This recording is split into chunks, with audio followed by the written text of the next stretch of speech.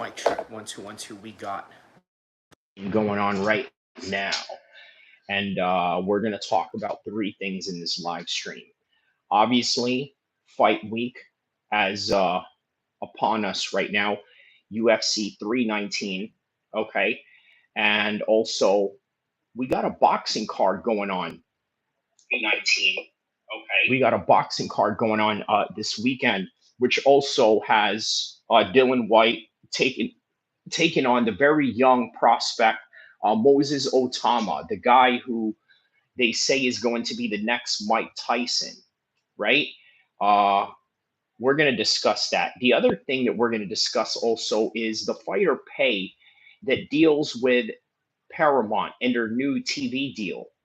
Now, why is it that fighter pay is all of a sudden going to change? Well, according to Dana White, that's exactly what happened, right? Dana White came on to the Contender Series post-fight show, right? Started emphasizing that, you know what, now these athletes are going to have an opportunity to have more pay, bigger bonuses. Now, obviously, Dana White is put on the spot right there because it is in the middle of a fight week, right? It is the Contender Series, and he has to answer some questions because people are going to be curious. Hey, what is it that you mean when you say that fighter pay is going to change? And what exactly do you mean when you say that bonuses are going to be even bigger now that you have this new TV deal? So there's a lot to unpack in that particular uh, topic, but we're going to get to it. So let's get the thumbnail going on this one. Here we go. We got the thumbnail going and we're off and running. So we're also going to do a full card preview. We're also going to do a full card preview on this particular matter at hand right now, right? So we're going to go from the first card of the evening all the way to the end, and then we're going to go talk about the fighter pay. So since there's not a lot of people right here, we're going to do the full card right now, and then as time goes on, we're going to talk about the juicier stuff. Drizzy Goat says, "What do you think about Hooper, Loopy, MVP, Prats, Kai, Asakara, all W's?" I think that's going to be a very tough fight for Jared Cannonier. It's not going to be an easy fight for Jared Cannonier whatsoever, right? But MVP is very much elusive, okay? Very elusive, to which he knows how to win by scoring points, right? And that's something that I think uh, MVP has to be very cognizant of. I'm sorry, that Jared Cannonier has to be very cognizant of. In other words, he cannot allow Michael Venom Page to get away with the fight. Well, what exactly do I mean by getting away with the fight? The minute that uh, Michael Venom Page starts doing all of this, right? Starts moving up and down, right? Just doing his little taekwondo stance and this and that. Man, I'm telling you, it's going to lead to a rhythm that could be very difficult to stop later on. It's going to lead to a certain motion that Jared Cannonier may not pick up on. And as time goes on in that fight, he could get even more difficult. So, you know what? Let's go from top to bottom, okay? From the beginning of the main event all the way down to the flyweight fight with two people that no one really even knows. I mean, yes, Chase Hooper is in this against Alexander Hernandez. Jessica Andrade is in this against Lupe Goodinez, which is why Drake Drizzy Goat here is saying that he has Goodinez winning that one against Jessica Andrade. I don't know. That could be a 50-50 fight, but let's get to it from top to bottom, okay? So starting off with Khamzat and Dricus, I've given you guys plenty of talks about this particular subject. I think that Khamzat is going to win this. It's going to be predicated on two things, right? Number one, what it's going to be predicated on is whether Khamzat is going to start off early and really fast. If Khamzat decides to start off really fast, there's a good chance that he could pull off a very early submission, especially if he decides to get the back of Dricus du Plessis. Now, Dricus du Plessis is very good in the later rounds. He starts to get a lot more difficult. The more that he starts to get more difficult, the more that it's harder to read him. He starts doing different things. He starts throwing different shots. And as a result of throwing these different shots, you don't know where they're going to come from. Look, here's one thing you got to understand about Dricus du Plessis, right? And the kind of style that he has going on. So the type of style he has going on, it's very difficult to read. It's very unorthodox, right? There's a new Prince Nassim movie out where his trainer is played by Pierce Bronson. Now, why am I bringing that up? Because the trainer of Prince Nassim Hamed was very eccentric in the way that he trained his boxers. Uh, Dom Ingle, I believe is his name, and I believe Ingle, the Ingle family, right? There's two of them. One is the son and one is the father, right? So the way that they would train boxers, they would tell them, listen, work on throwing unusual shots, right, from different directions, right? In other words, don't do anything that is conventional. Try doing different things. And obviously, you see Prince Nassim, he has a very elusive style. And with this elusive style, makes it very difficult to read him. Now, why is it difficult to read people like this? Well, it's quite simple. The reason why it's difficult to read people like this is because when you train one way, okay, you think that and anticipate the conventional way of somebody throwing things. So, in other words, when you have two Muay Thai fighters fighting each other in Muay Thai or two Muay Thai fighters fighting each other in straight MMA, what you have is a situation where they can read each other because they've done the same basic standard conventional fighting style that they're used to. So they know that if they're going to throw a straight jab, it's going to come this way. But what if they throw a straight jab and then it loops? What if they fake a hook and then they come over and throw different punches and land it a different way? Instead of landing like this, it lands like this now. And instead of landing like this, it lands like this now. You see, this is Dricus du Plessis style in a nutshell. Very difficult to pick up on. Irish Boy says, hi, remember me, bro? We haven't spoken months. Shout out to you, Irish Boy, man. Thank you for tapping in here. Drizzy Goat says, Khamzat looks huge. He should get the sub round one. Yeah, how about DEP saying that he looked like he was, 8 feet tall or something like that, right? So, yes, if it's early on, Khamzat has a great chance of finishing the fight. If it's going to be somewhere in the later rounds, well, you know what? We're going to get to see just how much Khamzat Chimaev can really perform at the championship level in the championship rounds. And I would imagine he won't do too bad considering that, hey, you know what? He's got Sam Cavillo now in his corner. By the way, guys, don't forget to like and subscribe because not only are we going to talk about the full card prediction for this fight, but we're also going to emphasize the new fighter pay that is going on in the UFC right now. So please hit the like button, hit the subscribe button, and let's get it cracking because my first prediction for the main event is Khamzat Chimaev, and I'm going to go with third round submission. Okay, it's going to be a fight where they're going to test each other out. They're going to feel each other out. And as a result, I think that Khamzat is going to come out on top because he's just too dangerous. He has great finishing ability, right? The way that he fought Sean Strickland, I mean, look, Sean Strickland is good for who he is.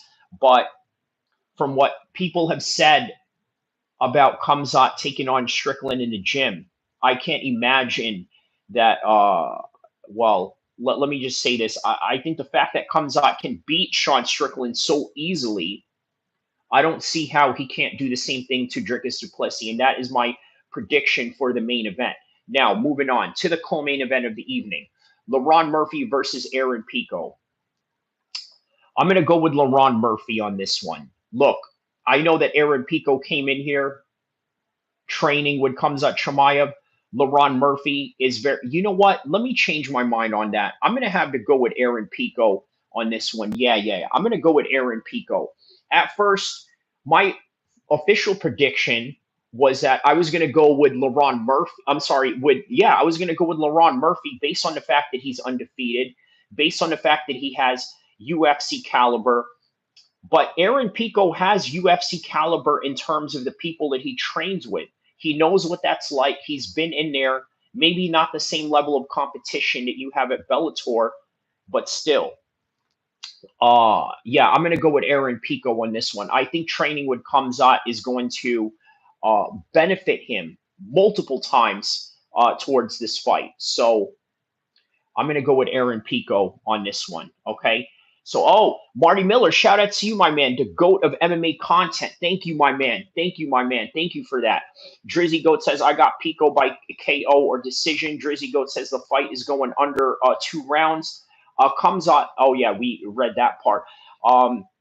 Nice, bro. Good switch pick on that one. Yeah. I just have this feeling that Aaron Pico is going to do something different than what he did before.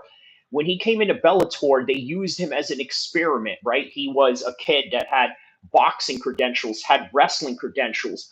On top of that, Aaron Pico's family comes from a very famous California family, by the way. Let's get to the bio of these guys right here, right? So obviously, Aaron Pico was born September, Whittier, California. By the way, a 7th-generation Californiano, right? A member of the Pico family, a great grandson of Pio Pico, the last governor of California under Mexico rule and the 10th governor of California.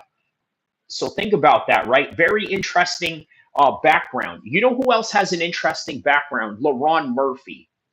This dude has an interesting background. Let's take a look at the background of LaRon Murphy, right? So, born and raised in Old Trafford. By the way, that's where near the Manchester United um, uh, play area where they play at, right? Near the Manchester United Stadium. So, uh, he was a promising footballer. How about this? He had trials to try out for Liverpool FCC. I didn't even know that. Okay. So he made his UFC debut early on. Let's get to the juicy stuff of his okay, he was shot. It doesn't talk about it here. Okay. So wait, does it talk about it here? Murphy had some boxing training, started MMA when he was in All Powers gym. Oh, okay, here we go.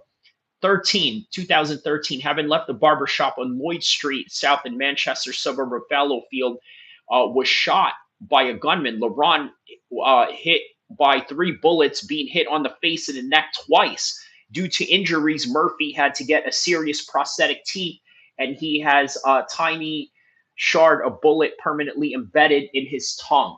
Okay, so this dude, I mean, LaRon Murphy is like a real life 50 Cent if you think about it, right? Human Made says, how do you see the fight playing out if at any point Khamzat got no gas left in the tank and there still is 2 more rounds in 10 minutes more and Dricus is fresh? So, my man, that is what makes Dricus very dangerous. That is absolutely what makes Dricus dangerous, and that could be a possibility in this fight. However, training with Sam Calvita, okay, there's a reason why he did that. There's a reason why. There's obvious concerns that Khamzat has for his cardio, although all this stuff that people say about his cardio, let's think about this, right? All the things that they say about his cardio is predicated on the Gilbert Burns fight. Guys, I need to be very honest with you about this, okay? He fought Gilbert Burns while fasting for Ramadan. And I need you to put that in proper perspective, okay? Because ever since Khamzat stopped fighting during the Ramadan seasons, okay, you started to notice that there's a difference. Look, man, I always say that Khamzat and Khabib are completely 2 different guys, right? Khamzat and his crew are way different than Khabib Islam and his crew. And one way that they are different is that Khamzat is a wild boy. He will fight during Ramadan when he knows dang well that he is fasting. Whereas with Khabib and Islam, they're very methodical. They're going to pick their shots. They're going to not jump into a fight if they aren't ready. Khamzat will do all that. He'll do short notice fights in ways that maybe Team Eagle won't. I mean, I know Khabib will fight anybody at any time, but that is predicated on the fact that he is ready, right? Ready more than ever. So, uh, yeah, they won't go into a fight unless they know that they could win. So, let's put it like that. Okay, so Marty Miller says I picked Pico for sure. Yeah, yeah. At first, I was gonna go with a LeBron Murphy, but I can't let my emotions of the fact that I think the guy is amazing and his story is like a real life 50 Cent and this and that. But you know what? Aaron Pico has an interesting, story too. Obviously, his family, is damn near, California royalty, right? I mean, they were the transition from when California became Mexican to American, right? I mean, yeah, Aaron Pico is uh, the quintessential example of what it means to be a Mexican American, right? He has the heritage and the background and the family history behind it. So, two both very interesting people. And I'm surprised many people don't really talk about that because, well, put it like this, right? A lot of people in the MMA space don't necessarily go at it, let's say in a political angle or in a street angle. So if you're looking for a street angle and a political angle, I mean, Aaron Pico and LaRon Murphy has that going on for you. Drizzy Goat says, I think the UFC wants Pico to get the W like Patty. I think somehow he will get it done. I tell you what, it's a much easier fight than Mobzar, isn't it? If you really think about it. Marty Miller says, uh, I'd be very surprised if Kamzat has cardio issues in this fight. Me too. He says, have you seen the stat on how long his UFC opponents have lasted before getting taken down by Khamzat? No one has lasted. The average time is 17 seconds before he gets a takedown. So that right there emphasizes that the minute that this fight happens, he's going to shoot in on you. You know what? You know who was very similar to that? I think was Brock Lesnar. But even Brock Lesnar himself, during his prime, he'll wait a little bit. Okay, he'll wait before he shoots in on you. He'll wait and box with you a little bit, maybe throw some hands, but not comes out. I mean, he'll throw hands, but if he's not knocking you out in the first 17 seconds the way that he did with Gerald Mershad, he's going to shoot in for that takedown, and that's going to be all she wrote. So another fight on here, Jeff Neal versus Carlos Prates. I'm going to go with Jeff Neal. The reason why I'm going with Jeff Neal is because people don't understand the type of level of competition that he's faced. Look, I think this is going to be a tough fight. This is going to go to a decision. I'm going to go with Jeff Neal by decision. Now, if you take a look at Jeff Neal, he's got an interesting background as well, right? Born in Austin, Texas, played football at a private university in Texas Lutheran. Okay, so was featured in the Dana White Contender Series. That's how he got his shine. Made his UFC debut at 2018 against Brian Camozzi. I believe that is the brother of Chris Camozzi. So Brock Lesnar did not like to get hit at all. Yeah, he didn't. He did it because he wasn't used to getting hit, right? I mean, he was always the big man of the block. And so, when you're Debo, you know what I mean? It's very difficult to, see a world where people are hitting you and putting hands on you. So, yeah. Human Made says Jeff Neal got a crazy stand up. Still, the dude is dangerous, very dangerous indeed, right? So he trains with Saif Sayoud down in Dallas, Texas. So he's faced Mike Perry. Uh, he has a win over Rafael Dos Anjos back in UFC 308. Has lost to Ian Machado Gary. Split decision, by the way. Very tough fight. Fought Shavkat Rakhmonov, was doing good against Shachmat until he got rear naked choked. He has a win over Vicente Luque, win over Santiago Ponzinibbio, has a decision loss against Neil Magny, Stephen Wonderboy Thompson, another decision loss. So very underrated, right? Very underrated. And look, here's the thing about Carlos Prates. I know a lot of you guys out there that still smoke cigarettes are not going to like what I'm about to say. But I think somehow, some way, he's going to run across a fighter that's not going to let him get away with all that cigarette smoking. And obviously, Ian Gary was that, and Jeff Neal won't be any different because Jeff Neal is a tough outing, right? And this guy says that he smokes cigarettes to cut weight or something like that. I don't know, man. You know what? Like maybe you could get away with that in Muay Thai, but MMA is highly anaerobic where there's wrestling involved. And this is where I think I could see uh, Jeff Neal getting the best of these exchanges in the wrestling exchanges as well, right? Once he, figures out that, hey, you know what, maybe I may not be able to stand against this Muay Thai fighter, right? Very experienced Muay Thai fighter at that. Maybe I'll try take him down to the ground and see what's what. Human Made says he beat Bilal too, a former champ. Don't forget that. Did he? Did he beat Bilal Muhammad? Is that right? Jeff Neal. Did he beat Bilal Muhammad? He did beat Bilal Muhammad, yes, and that was not too long ago, back in 2019. So he did beat Bilal Muhammad. That's a very good point right there. Ravi says cigarette smoking is the worst and very hard to get rid of as a habit. For real. Yeah, I didn't know that. Human Made. Yeah, man. Okay, you know what? It just popped in my mind right now. Yeah, I remember. It was during the TJ Dillashaw and Henry Cejudo card that they had fought. So yes, I do remember that fight now. Human Made says, yeah, Marty Geoff dominated and hurt Bilal badly in that fight. Yeah, don't a lot of Muay Thai fighters smoke? They do, because here's the thing, right? In Thailand, they have 6,000 pro fighters, 60,000 pro fighters. Good stat, Human Made. Yeah, that is a very good stat, Human Made. Thank you for that stat, man. I'm very thankful to have a very knowledgeable audience here, right? So shout outs to you guys and a big clap for everybody that's coming in here and contributing to the cause of what we have going on in this MMA circle. Carlos's lungs will probably give out early. Yeah, so going back to the Muay Thai fighters thing, right? 60,000 pro fighters in Thailand, right? So, in other words, half of those guys, maybe even just a small portion of them, are real athletes in a way where they actually take it seriously.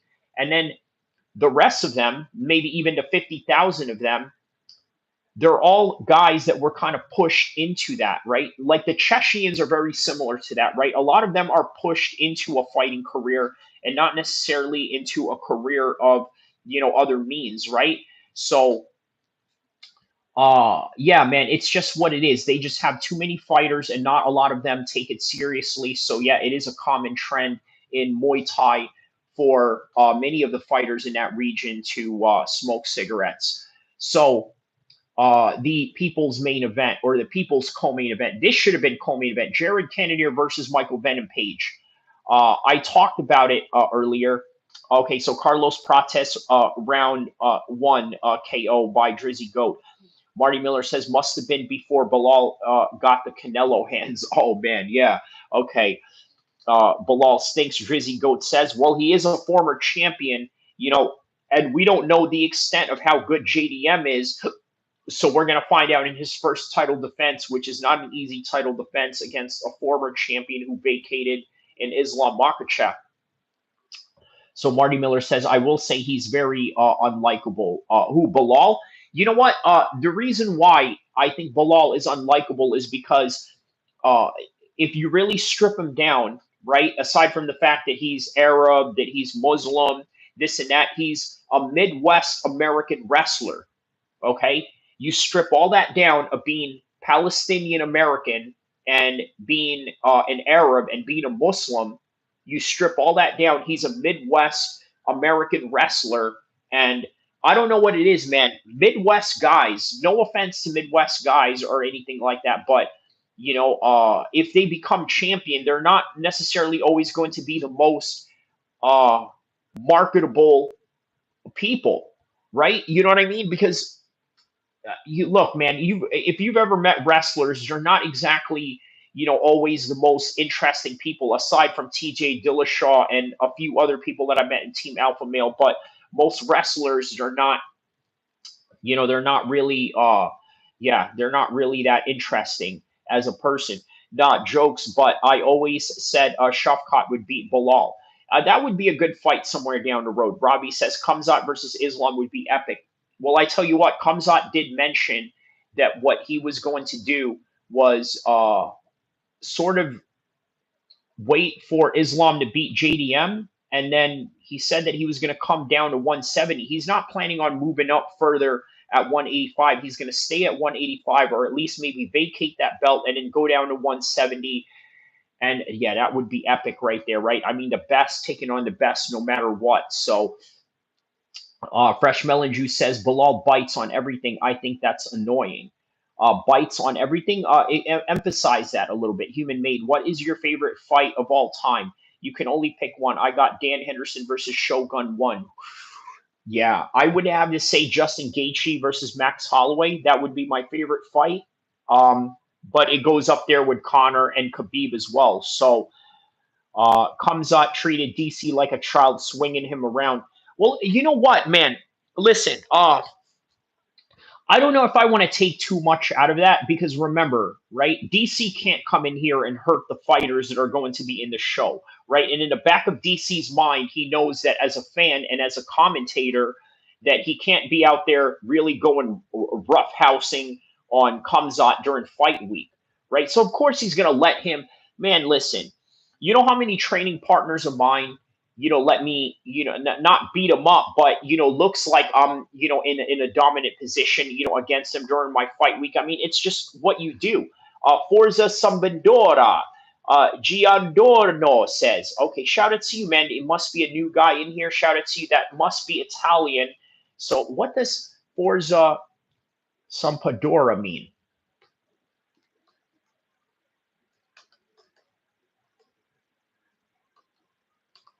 What does Forza Sampadora mean? What does that mean? Let me see what that means. I'm looking up your comment here, what that means. Forza Sampadora. Oh, okay. This is what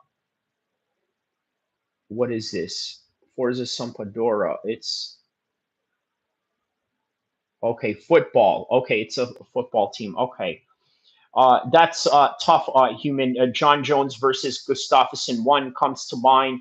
The second one is a Lawler and a Rory fight. Okay. Stipe versus DC was also a great fight. Marty Miller says at King. And Human Made says Izzy versus Romero. Izzy versus Romero. You're kidding. Oh, man. Drizzy Goat says, it just felt all week the UFC was setting Bilal up to lose. When you're talking about with JDM, man, people were expecting him to beat JDM soundly. So I don't know about that.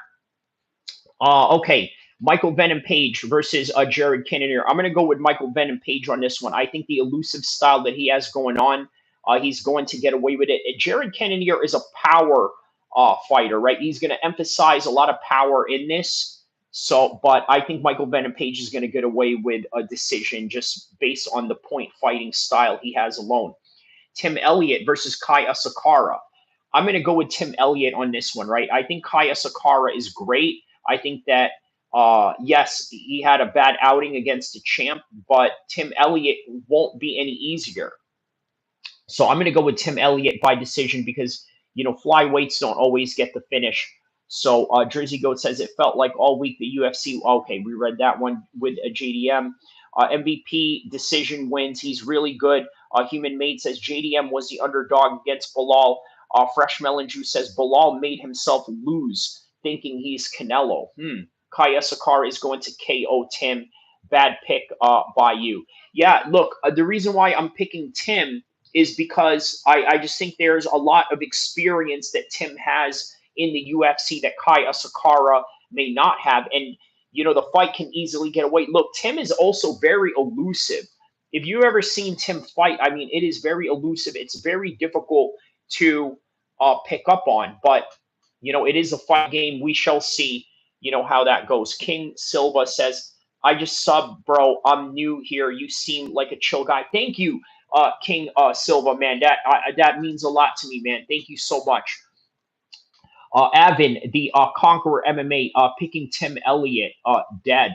Yeah, man. Look, you'll see. You'll see. There's an elusive style that Tim Elliott has that Kai Asakara may not have seen yet. So, Fresh Melon Juice says Usman Nurmagomedov got a rematch for the title. Paul Hughes defending the belt. Yeah. That was a big fight, man. You know what? Till this day, that fight was actually my highest viewed live stream so far. Nice. King Kyrie is the best. Just watch out for his scam lives. Oh man, with the scam lives. More like repeats. Drizzy Goat says Tim Elliott is trash. Depending on what Tim Elliott shows up here. Ravi says DDP versus Khamzat. Who did you pick for that one to win? I picked Khamzat for that one. So, okay, that right there is my prediction for the main card. Now you got King Green versus Carlos Diego Ferreira. I'm going to go with Carlos Diego Ferreira on that one. I think that King Green is going through a losing streak right now, right? And when you're in a losing streak, it's just one of those things that sort of follows you match after match after match, very similar to how BJ Penn was going down. I see the same similar fashion with this one. Carlos Diego Ferreira uh, is coming off of a loss against Grant Dawson, but prior to that, he has a knockout win over Revj Bitch. He's got a knockout over Michael Johnson. Uh, he has fought Gamrot. Um, so, yeah. Parlay Princess says, I'm going to drop a heater parlay, low risk, high reward. Okay. Fresh Melon Juice says, yeah, I have reported his scam lives to the CIA. Okay. Marty Miller says, shout out to Parlay. Parlay says, what's good? What's goody, Brody? What's good, my man? King Silva says, W with the parlay. All right. So we now that we have everybody in here, hold on. Let's see. I also have reported that his boxing bags as a dummy are always. Oh man. Listen, you're trying to get racial here with that one. I mean, like, listen. If you're gonna get a bag that was lighter color, understand this: they get dirty easier. Okay. Now, why would I want that? Why would I want a bag that is plain white that can easily, get stained by blood or sweat or this, that, and the other, right? So Parlay Princess says Andrade KO JM3 sub DDP on points $5 one. Okay, I'm not. I don't know much of the gambling. I'd have to bring in Zane Musa boxing for that one. Parlay, you need to talk to our bruv Zane. Oh man, please don't, because he's been asking me all week, bruv. I talked with him, in private, right, and he's like, bruv, you sure Kamzat's gonna win this? You sure he's gonna win this, bruv? Yeah, man. Yeah, I think he's gonna win. And and then there's a point where I stop, answering him on whether I think he's gonna win, because I'm like, you know what I mean? Like, man, I don't want to be encouraging this guy, But I mean, if you're gonna ask me in MMA, yes, he is going to win. So no, I'm not. I have a blue one. Lupe beating Andrade. GM3 is getting knocked out. Punisher says, Salam alaikum, brother. Wa alaikum salam wa rahmatullah wa barakatuh to you, the Punisher. Drizzy Goat says, Kamzat getting sub. Rodzilla, I haven't looked into or fully understand this new deal, but I hope that the fighters earn more and aren't actually losing money in the long run. So Marty Miller has a laughing emoji. Ravi says, I am picking DDP to win, but I won't be surprised if Kamzat wins. The Punisher says, what are your main card picks? Just rewind back. I just did the whole entire main card picks right now, from Tim Elliott to the Dricus Duplessis fight of the main event. So yeah, I faded my own lock ticket. He's trying. Marty Miller says he's trying to go through them right now. Punisher. Okay. So Parlay says I have a ticket too. Lupe points. Michael KO. Wow, you got Michael by KO. Okay, I guess that is part of the reason why there is an expensive, return that you get out of that, right? But I don't know the gambling side to fighting. So now what he says, are you MMA Guru's brother? Am I MMA Guru's brother? What kind of question is that? Right? Like, you know what? I tell you what, man, shout out to MMA Guru because he made uh all the MMA streamers with beards, very like prominent, right? Like, there's MMA Guru and then there's True Jordy, but I think True Jordy was way more popular than MMA Guru was for a long time. Alley Cat, meaning a promiscuous woman, also a person of those loose morals.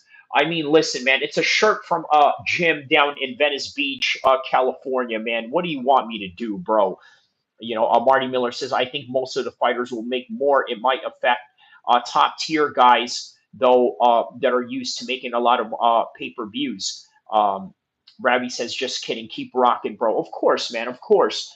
It must be the beard, Kyrie. Yeah, yeah, yeah. I think that's what it is. MMA Guru uh, would look absolutely different if he shaved his beard, right? This is also the reason why he wears the beanie a lot because it's become literally like his symbol uh of his, like, yeah, it became a symbol of what we know him to be, right? Synonymous with who MMA Guru is.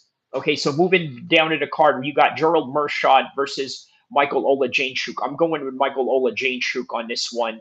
I think he will get a knockout on Gerald Mershad, and yeah, so Bagir Sura versus Eric Nolan. No one really knows these guys. So Jessica Andrade versus Lupe Godinez. I'm going Lupe Godinez on this one. Chase Hooper versus Alex Hernandez. I might actually go with Alex Hernandez on this one, right? I don't know how well adjusted Chase Hooper is in this 155 division.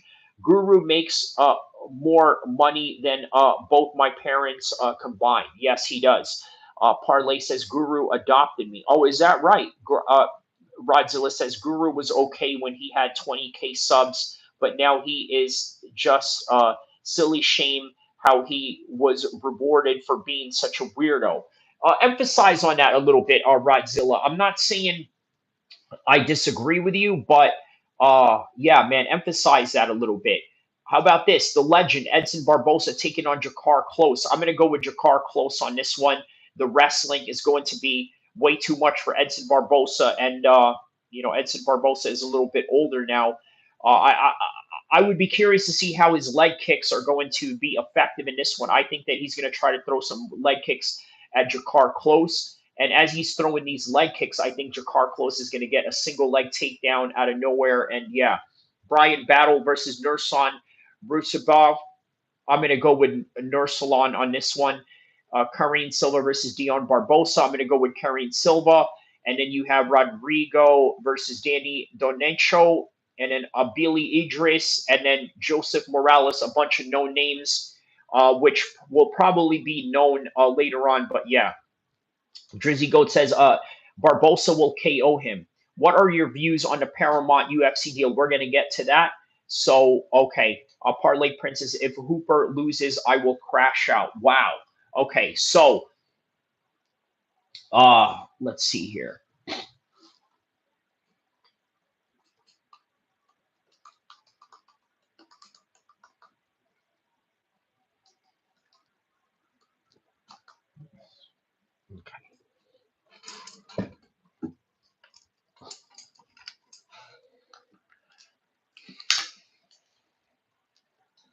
Okay, so now we're gonna get to the fighter pay thing in just a second. First, okay, how about this, right? Uh, Dylan Whyte is taking on Moses Otama this weekend. So, okay, the peas in the bottle live on stream. He is openly racist. He is childish. Has noise experience. Has no experience, but acts like an expert. Can't even give a play-by-play for a round. Rodzilla says can't go 5 minutes without making weird noises. He's just a freak. Okay, so I see what you're saying, right? I understand how that can come across as quite annoying, this, that, and the other. Yeah, I can't blame you for that, right? Now, at the same time, the overall reason why MMA Guru is popular and why he is, big in the stage that he's at right now is because there are a lot of weirdos out there. That's just the reality of it.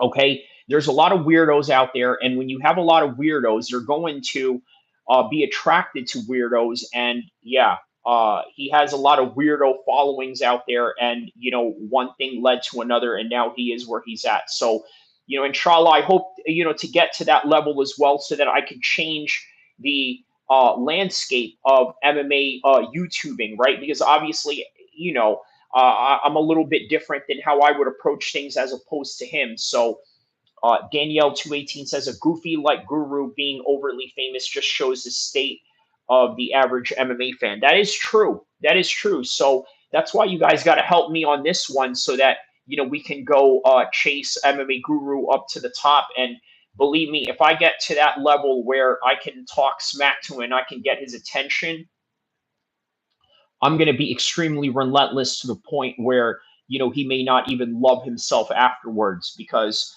I'm going to break his soul, verbally. Okay. So, yeah, help me out, guys. Constantly hit the like button, constantly watch all my videos. Okay. You know what? Leave the videos watching on another tab if you have to. Whatever it is that it takes to get me into that algorithm, help me, because I will absolutely destroy this man, in clear defiance of everything that he stands for. So, Fresh Melon Juice says, Parlay Prince says, maybe everyone in the UK has had a bad experience with illegals. Is that in reference to MMA Guru, where you're saying that he's, racist? Radzilla says, I used to support him, donate to his channel, be a member, and now he was my go-to for fight nights, but he is now unbearable. Well, I tell you what, Radzilla, I do have a members stream only. So I do have a members only content if you want to check it out. Very not a lot. It's like $1, $2, a month, or this and that. So yeah, you could definitely come check out mine. And yeah, man, I'll be your go-to for the fight nights, because I will be here for most of the fight nights. So Parlay says, nah, Fresh. They don't have enough mixture, so they're scared. Parlay says, I'm from New York. I've seen it all. Shout out to New York. I used to live in New Jersey, so shout out to you on that.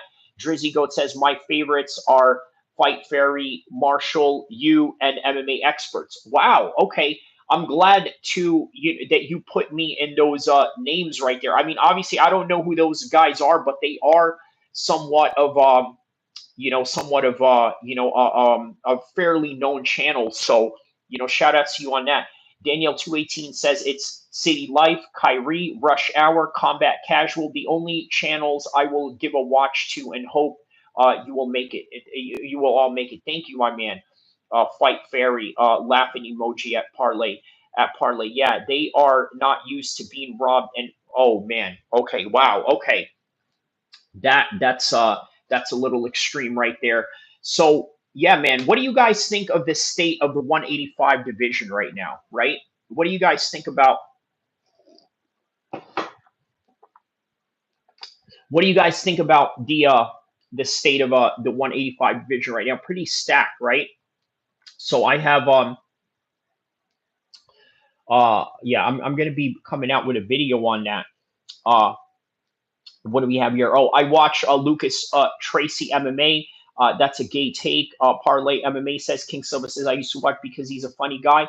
Is Lucas Tracy really a funny guy? He seems like a very, he like a very serious type of guy. Bedtime MMA has me crying as well. Yeah, I didn't know that Lucas Tracy MMA has a funny side to him, but okay, that's pretty cool, man. So all right, 185 division. Let's see here. I'm gonna show you guys what's his name? Fluffy. One of Fluffy's old coaches hit me up right after his win. I'm gonna show you guys what he said to me. Uh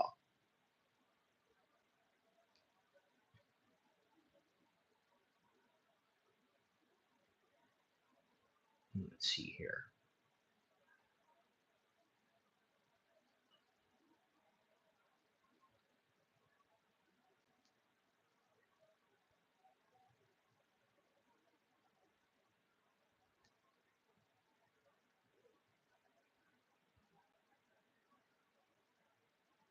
Hold on here. I'm looking for this video right here. 185. I see Khamzat winning. I see Nazardine winning, and I say put RDR fluffy matchup. So Strickland and Gabe Bender again. Oh wow. AG, may Allah bless you in this life and the hereafter and grant you the highest ranks of Jannah. Thank you, brother. Stay up. Much love. Thank you, AG. Let me know what part of the world you are from, brother. I really appreciate that. King Silva says, Flukas Galzi versus Bedtime MMA for Adam Whyte belt of the century. Wow. Okay. Yeah. Adam Whyte belt. Is Bedtime MMA really that small though? I didn't know that. Okay. That's interesting. Okay. So let me all right.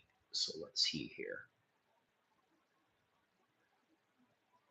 By the way, don't mind me, guys. I'm actually about to record a video right now as I am talking to you guys right now. So, yeah, just don't mind me, okay? Okay, so let's see here.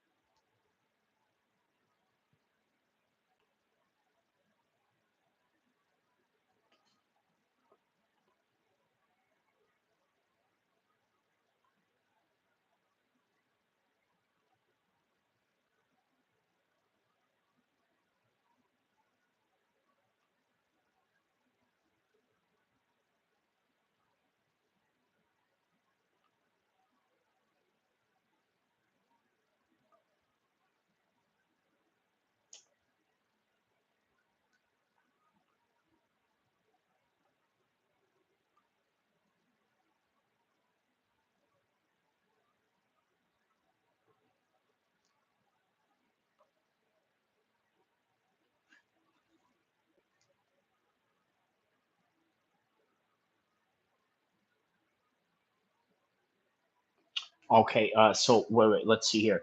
Do you bet on fights or just watch? I just watch, my man, only because I'm Muslim. I cannot bet on fights. Fresh Melon Juice says rumors say Kamzat is sick. He put on a jacket because he's cold. Fresh Melon Juice says during the press conference, it wasn't a press conference. Fresh, that was um, what was that? That was a media day, not press conference. Today is a press conference. Be on the lookout for that. Bedtime versus Che main event. Okay, Fresh Melon Juice says we do not consent to you recording us. Fresh Melon Juice says Parlay Prince says the only Muslim who bets is Zayn. Oh man, listen, y'all are going in on Zayn right now. Maybe as well as you should, maybe, you know what I mean? Because obviously, I don't like that part of I don't like it, obviously. But yeah, but y'all are going in on Zayn, and maybe rightfully so, but on any regards, yeah, can you quickly go over your picks again, please, bro? Just rewind it, my man, rewind it. But okay, I'll do it for you. Okay, so Kamzat, Aaron Pico, Jeff Neal, Michael Venom Page, and I'm sorry, and Tim Elliott, which, by the way, shocked a lot of people. That's my shocking pick of the week right there. So all good. Respect, bro. Yeah, man. All respect to you as well. Parlay Prince. King Silva says, yeah, believe it or not, he's an atom weight. So is Fluky Glazzy. He's gonna take place in Peaches in Creamville. Wow.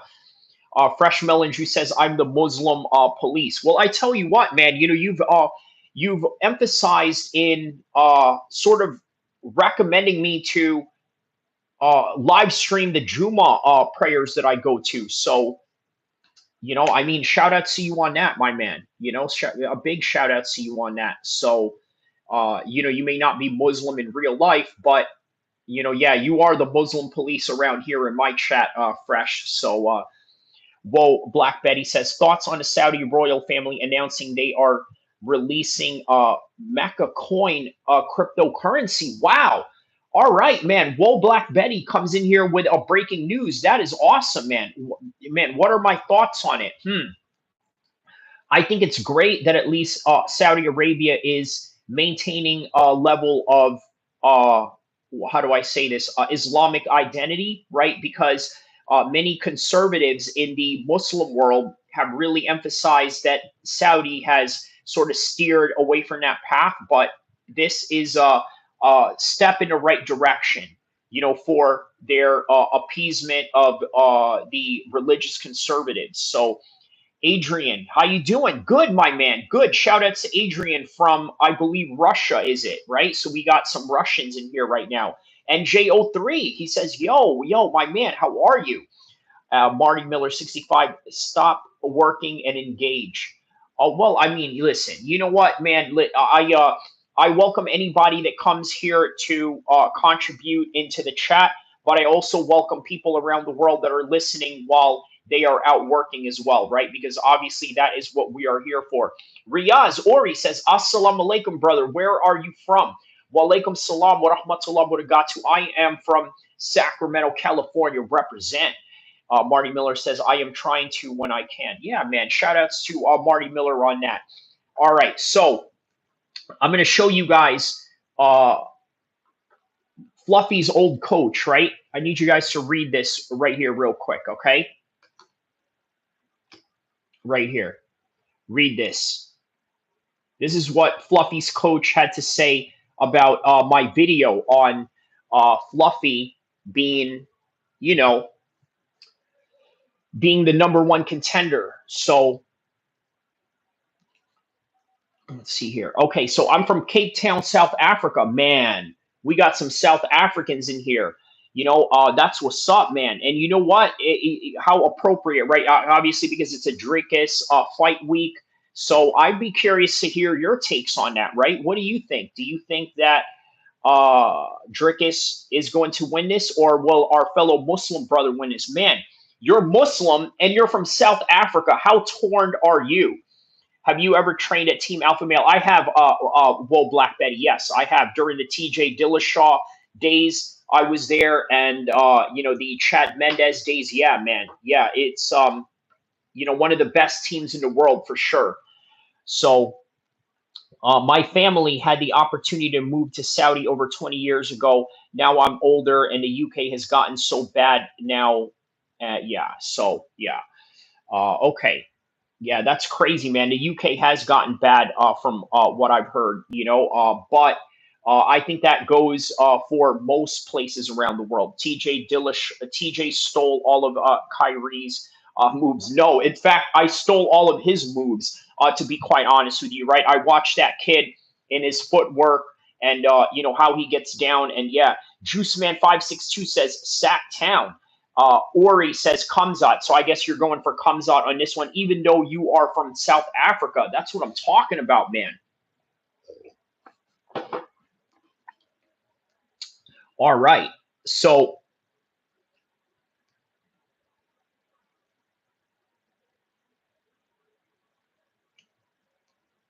let's see here.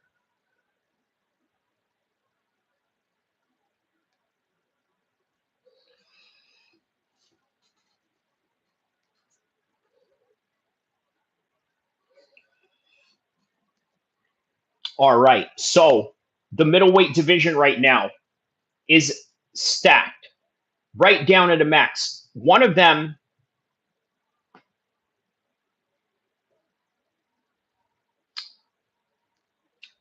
reasons why the middleweight division is stacked right now is probably because of Aaron Hernandez. Okay. Not only just Aaron Hernandez, but then there's Khamzat, then there's all these other people. But before we get to that, right, let's take a look at what Khamzat. I'm sorry, not Khamzat. Okay. Let's restart that one.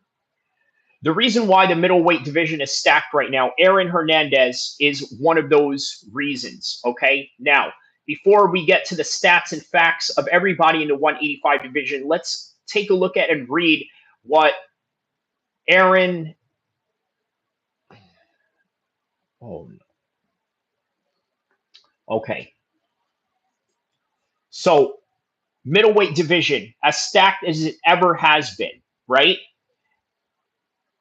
Hernandez is one of those reasons why this division is stacked, but also let's talk about the promotional side of things, right? Take a look at what his old coach here said.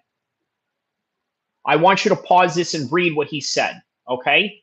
And then we'll get to the responses on that. And take a look at some of the responses on this right here to kind of understand the promotional side of the game. Okay, look at this right here.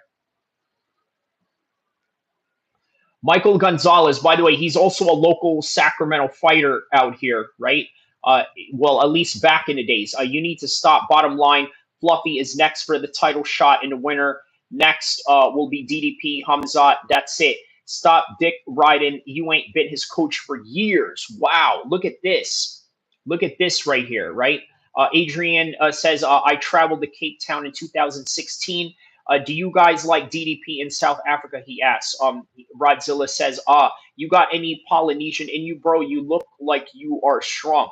I am, well, I'm half Arabic and half Islander, so there you go, right? So that kind of explains it right there. So,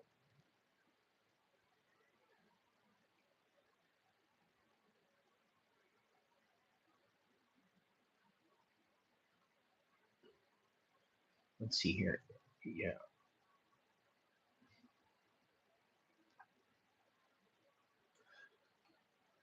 Okay.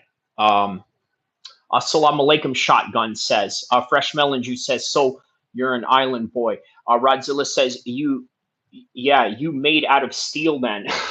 I don't know if I'm made out of steel, but yeah, I mean, I'm, I like to think that I'm pretty strong, pretty athletic as well. So yeah, yeah. All right, what else? So how about Moses Otama versus, Dillian Whyte this weekend on the boxing side, right? How about this, man? They called Dillian Whyte the what did they call him? They called him the baby snatcher, right? You know, he's the body snatcher is his nickname, but they made a mistake and called him the baby snatcher. But I tell you what, man, Dillian Whyte has a great chance of winning this fight. By the way, speaking of which, let me play you guys Zain Musa boxing dosages. You know, take on this particular fight right here.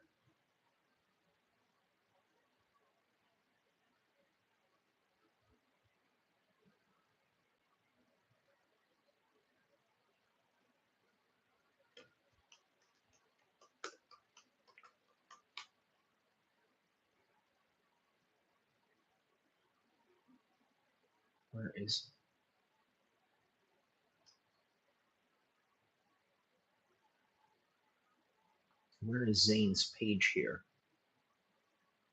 Hold on a second.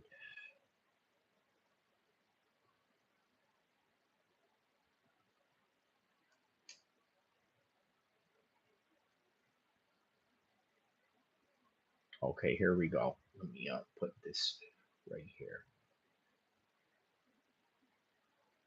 All right, here we go. Right here. Here's Zane from in Amsterdam right now. Boxing dosage back with another video. In this video, I'd like to give you my prediction for this upcoming fight that's going down in the heavyweight division. I'm really looking forward to this fight. It's the return of Dillian Whyte versus Moses Itauma, the young up-and-coming heavyweight prospect Moses Itauma, going in against the veteran, the experienced. They don't have enough weights in the gym for Kyrie, so they do sled pushes. I'm gonna pin that comment right there. I'm gonna pin that comment. At the same time, both guys are at different stages of their careers. You get me? Moses Itauma coming up as an undefeated heavyweight, touted to be one of the heaviest prospects, heavy-hitted prospects right now in world heavyweight boxing. Understand? Now I can see why he's being touted. Like if you look at his performance. Rodzilla says if Moses lands too many, Dillian will get stopped. I believe that as well. He will absolutely get stopped for sure if he gets hit with too many of those shots. It's been absolutely blasting out these guys. You get me? Check out Zane with the Macho Man Randy Savage glasses. But you can only face who's put in front of you, and you're making easy work at them. You understand?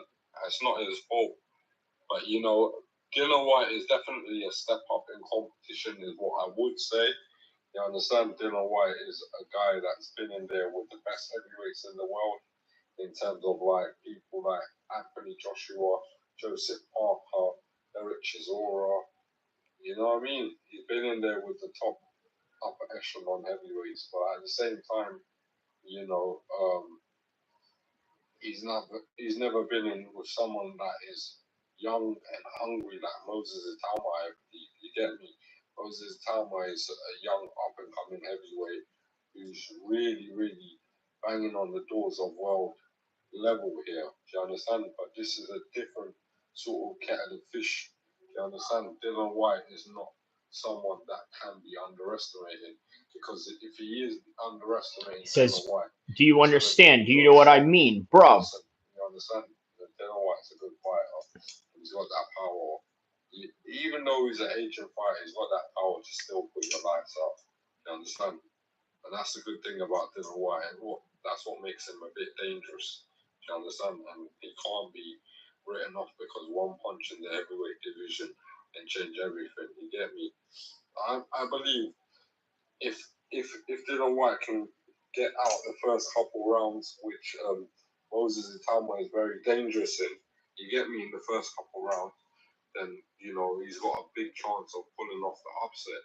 But at the same time, bro, you know, Moses Itauma is looking unstoppable right now, and I wouldn't put it past him to, you know, get an early job done here against Dylan Whyte. I just feel Dylan White's inactivity is going to let him down in this fight, and it's going to show.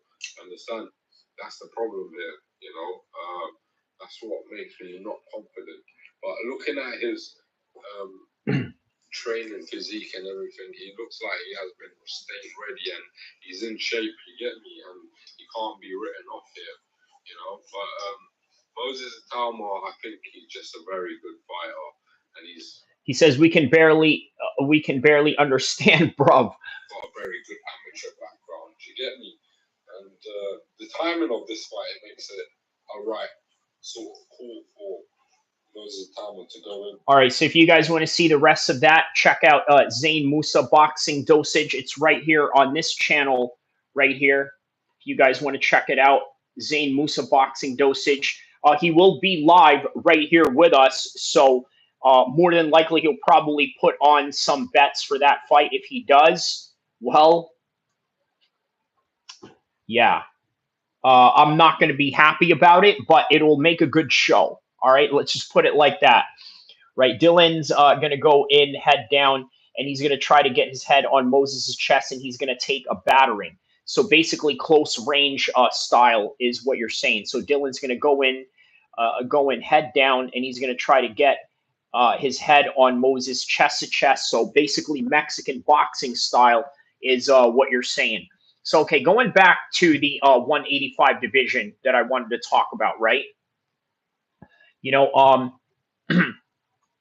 now, obviously, as I was saying in this video right here that I'm showing you guys, that I had said one day, perhaps maybe Anthony Hernandez will be champion, but there's a little bit of some obstacles along that way. Now, some of the things that were mentioned in the chats here of this particular post that I had made was that there's a promotional side to fighting, to which guys who are, well, rather boring, or guys that are just not compelling get put in the back of the line. Because if you look at everybody else who is in the line with Khamzat and Anthony Hernandez, I mean, look, this is the most stacked 185 division of all time, really.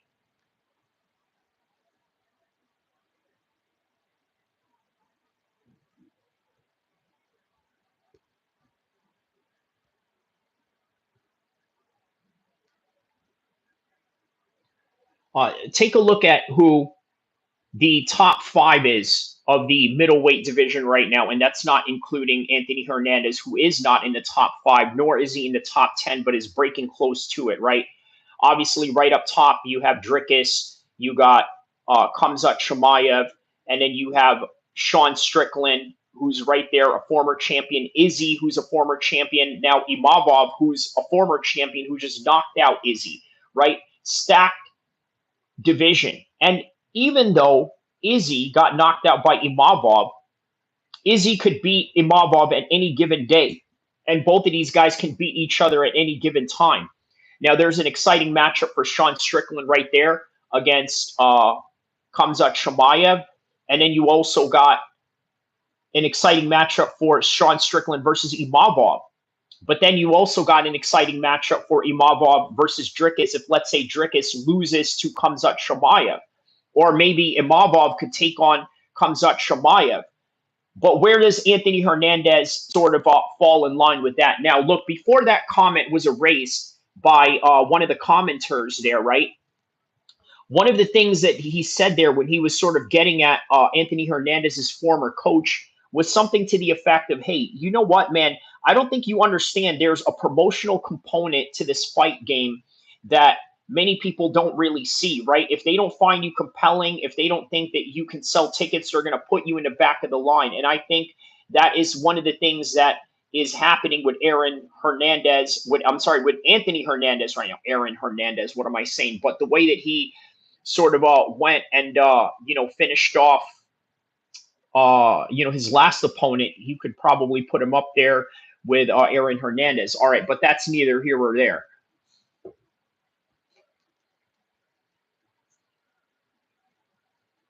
Okay, so let's see. Wait, let's see here. Fluffy versus RDR. That's a good one right there. Because after Fluffy lost to Kevin Holland, Anthony has been on a crazy run, impressive win streak.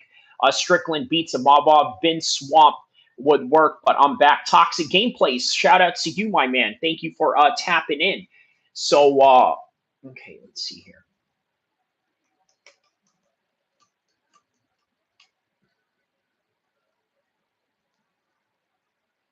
Aaron Hernandez was born on November 6, 1989 in Bristol, Connecticut. He's known for being a professional football player. He could have had a great life and career, winning many Super Bowls with the New England Patriots, but he chose a different path. He played 3 seasons with the Patriots, and his potential was off the charts. He was a star athlete in high school. His father was abusive and controlling. His dad died when Aaron was 16 years old during a routine hernia operation. This is when Aaron started acting out. He was a first-team All-American as a junior at the University of Florida.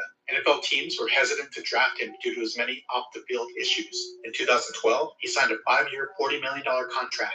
In 2013, he was arrested for the murder of Odin Lloyd, a semi-professional football player who was dating his fiance's sister. While in prison, he was indicted and eventually acquitted of 2 more murders. Many people have said he was hiding his sexuality, but his fiancée said she never suspected he was gay. They had 1 daughter together. In 2015, he was found guilty of murder and given life in prison. In 2017, he ended his own life. His brain showed signs of chronic traumatic encephalopathy. He was 27 years old. Aaron Hernandez was born on November 6, 1989 in Bristol, Connecticut. He's known for being a professional football player. He could have had a great life and career. So, yeah, let me emphasize, right?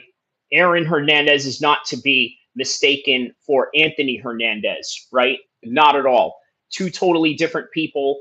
But I tell you what, if Anthony Hernandez was anything like Aaron Hernandez, trust me, they would put him in the forefront of getting the title shot next. However, that's not how this works. RDR is also there. Obviously not a guy that I have up in this picture, but yes, RDR, D. Ritter, is definitely right up there as one of the top guys in this stacked division right now.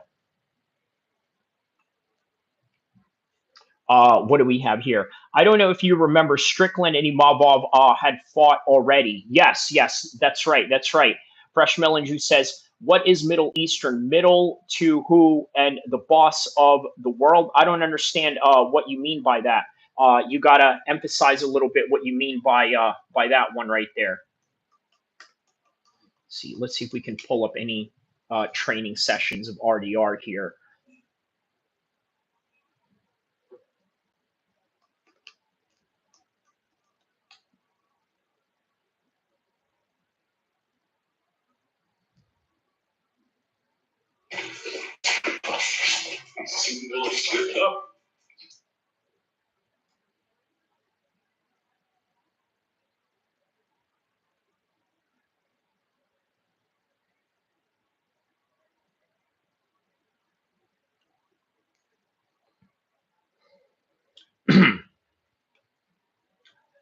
Now, obviously, D. Ritter is no joke, right? He's got great grappling.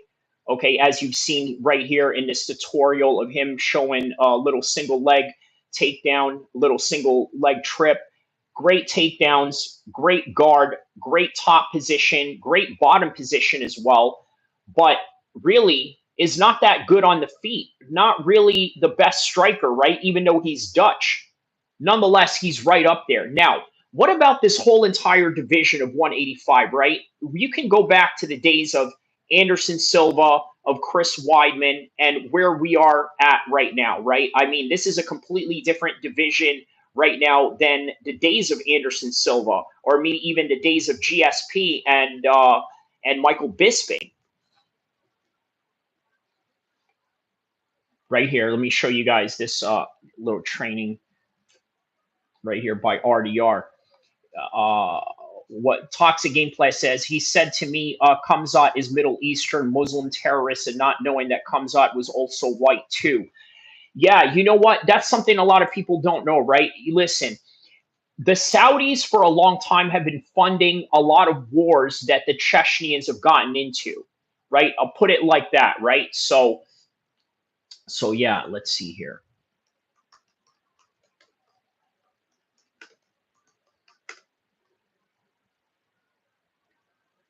How about Anderson Silva meeting Khamzat, guys? Did you see that one?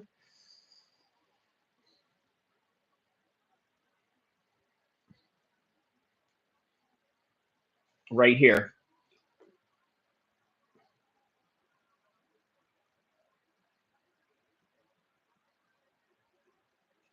Yeah, Anderson Silva. How about that?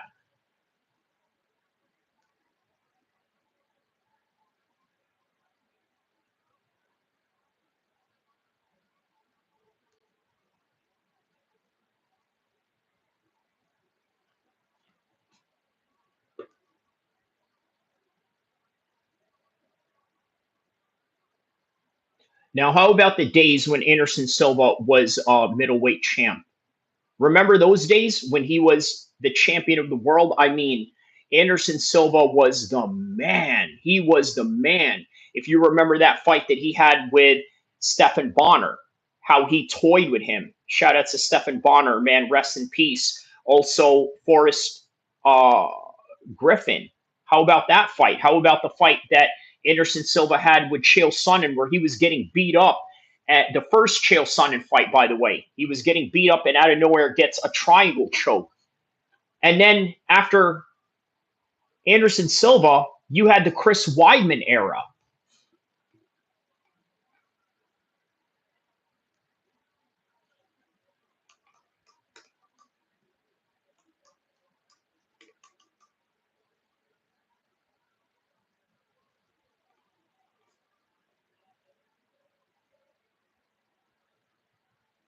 The Chase Sapphire Lounge by the club.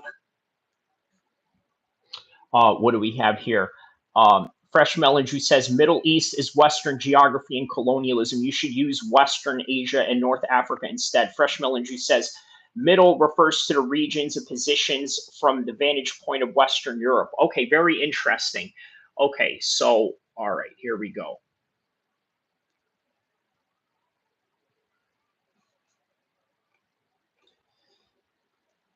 Yeah, that's right. It was the Chris Weidman era, right? So you remember when Anderson Silva was running the world, right?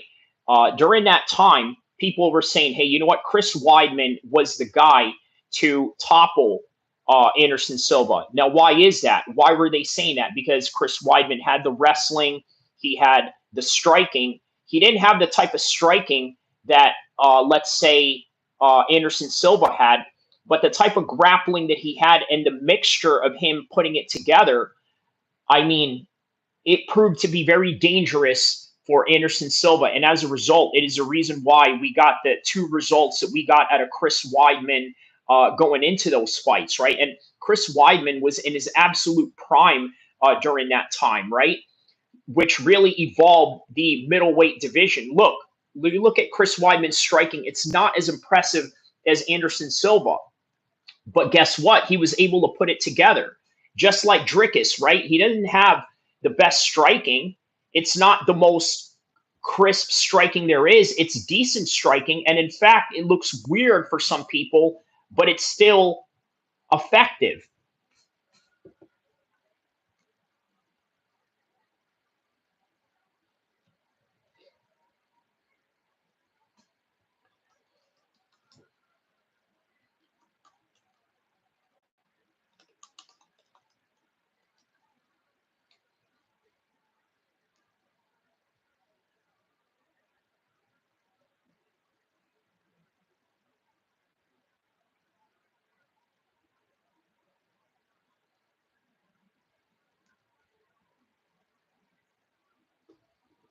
Now, after Chris Weidman was defeated by Luke Rockhold, guess who came into the mix? It was Michael Bisping. Why are you intoxicated, Mr. Michael Bisping? And then he had that little thing going on with Michael Bisping in the press conference, right? And the next thing you know, now GSP is the champion. He goes and he chokes out Michael Bisping. And what happens after that? What happens after GSP choked out Michael Bisping? Who came into the picture?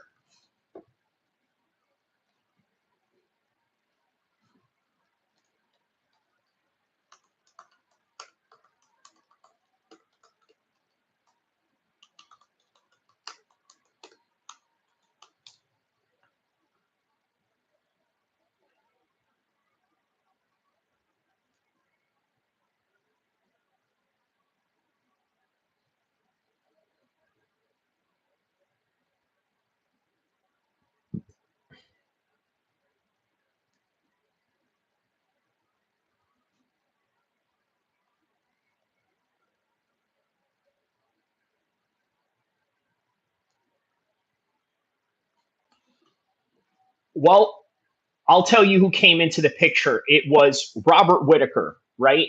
After Robert Whitaker became champion, defeating Yoel Romero, I believe it was an interim belt, and then he got transferred over and moved up as the undisputed champion. And then in came Israel Adesanya. He had a long reign after that, a reign that was very similar to that of Anderson Silva. And then who came after that? Out of nowhere, guess what? Izzy got beat by Sean Strickland. Highly unlikely. Nobody saw it coming. Nobody thought that that would be the case, but it was the case. Okay. And what happened afterwards? Who did Sean Strickland lose to? Sean Strickland lost to the guy that we may possibly see as the most well rounded fighter in the 185 division right now, and that is Dricus du Plessis. Okay, let's see. Sabachi Financial, top of the morning. My man, how you doing, Sabachi Financial? We got Sabachi Financial in here. By the way, I believe. By the way, are you in Chicago right now, or are you? Let me know what part of the world you are at right now, my man. You know, because obviously it's a Chicago fight week, so yeah, man, this is going to get really interesting. By the way, don't forget to rewind back from the very beginning where we talk about all things UFC 319 related and things of that nature. So right now, I'm just here on live right now while also shooting a video. So let's see here. Let's see here, Dricus. Let's take a look at some Dricus's training right here.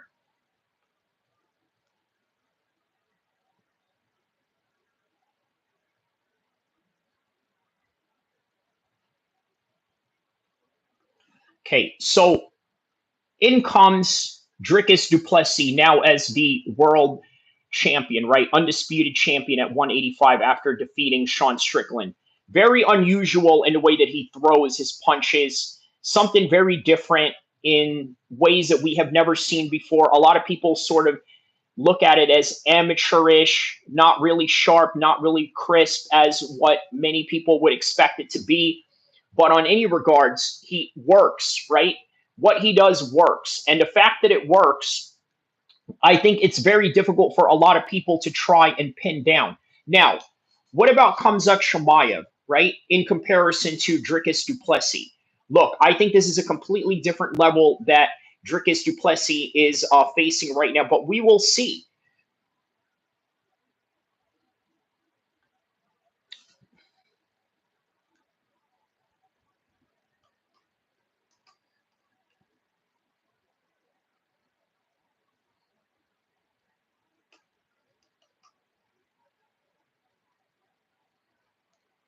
Let's see here.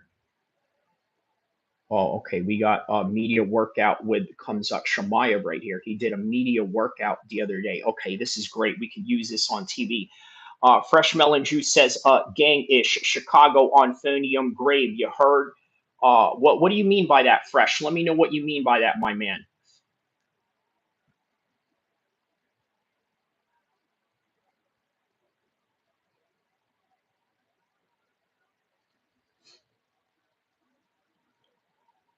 Now, at the recording of this video, obviously, Khamzat Shamayev has yet to fight Dricus du Plessis. But I tell you what, this is a completely different animal that Dricus du Plessis has ever faced, right? Could we see the evolution of the 185 division, right?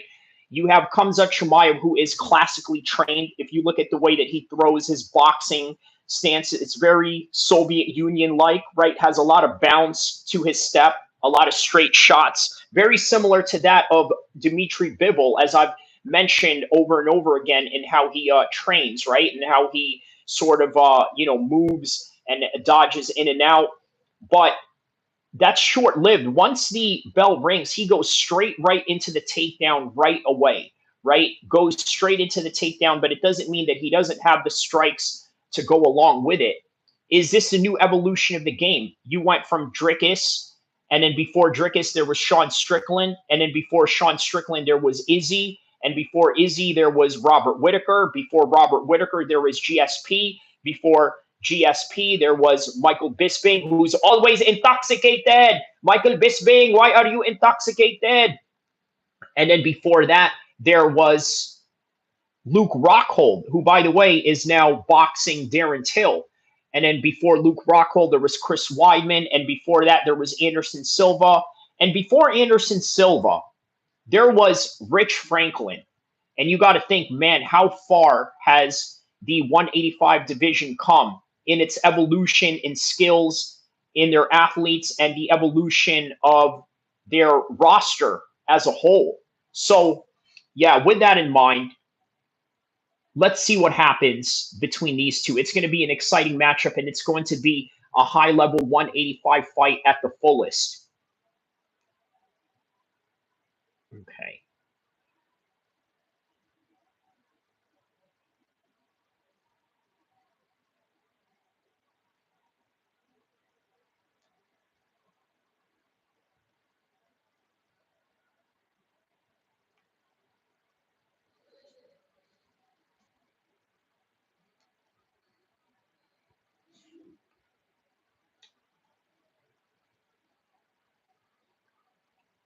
All right, let's see here.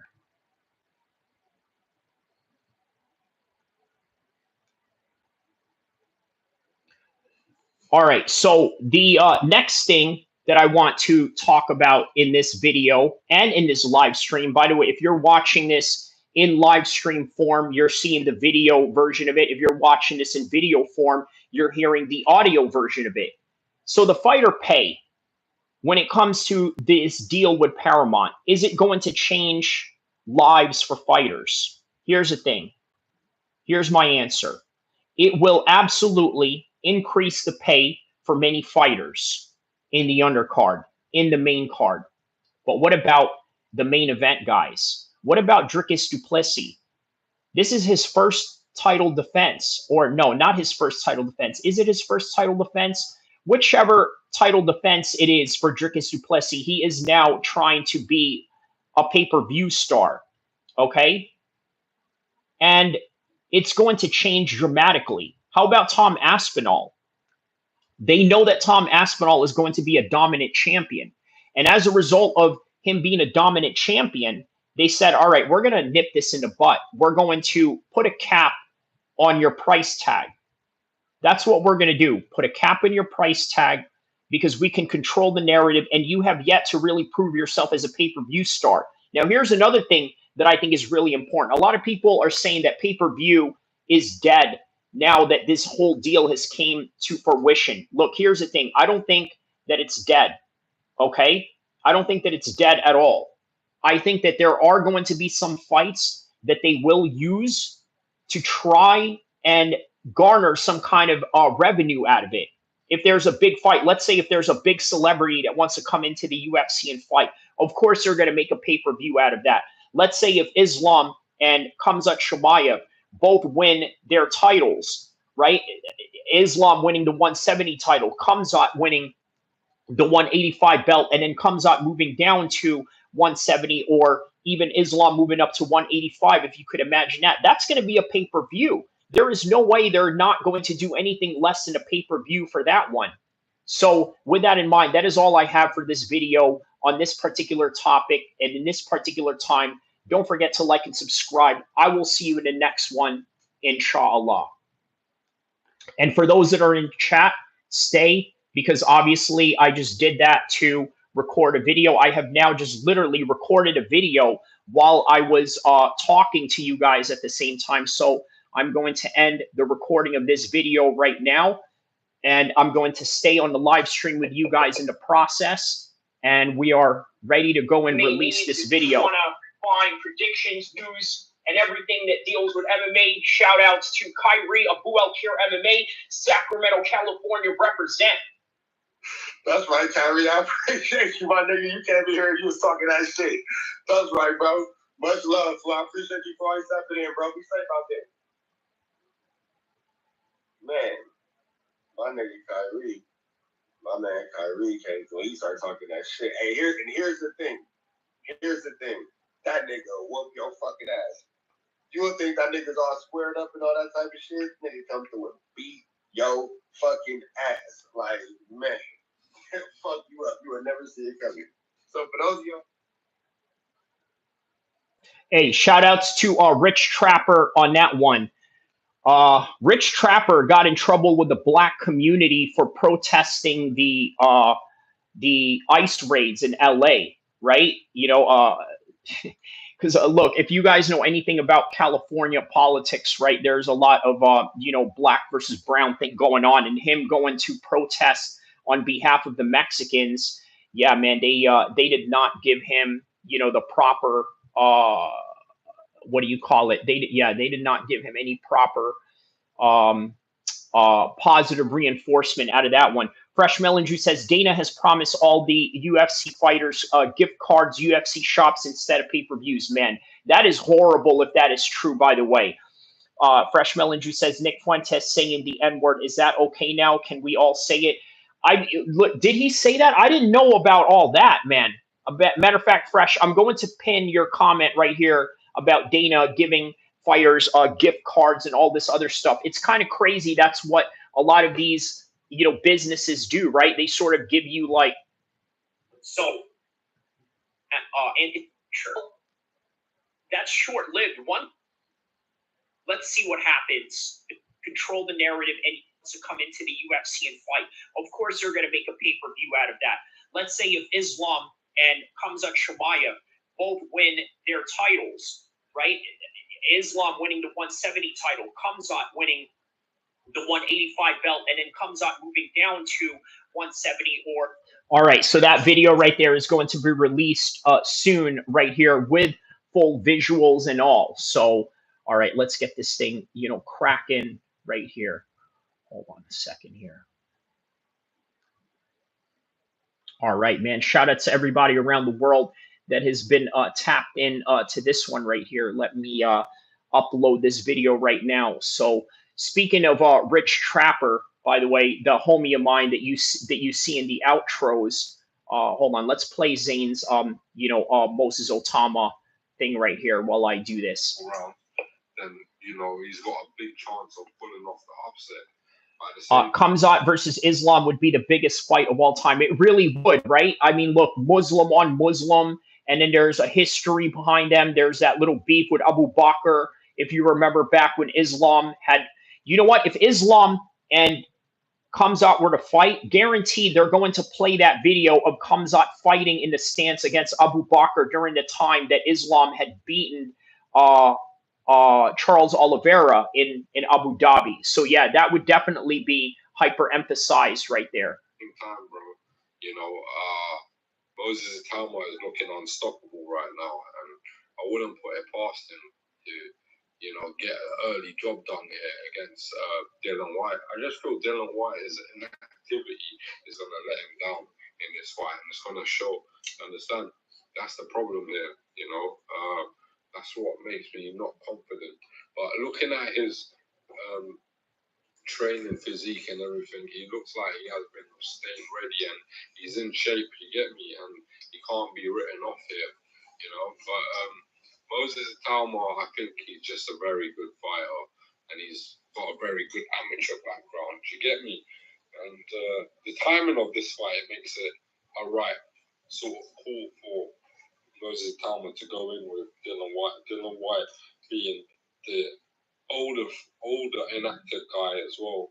You know, and his last couple performances, I haven't really been impressed with him. What I think's gonna happen is that uppercut. You know, the thing with Dillian Whyte, let's be real, like, I really got a lot of respect for Dillian Whyte. He's done a lot for the game of boxing, especially for British boxing as well. You get me, in heavyweight division. He's had the wars with Derek Chisora. He had a couple fights with him, and that will never ever be forgotten because I was there as well. I was there at one of his fights with my friends.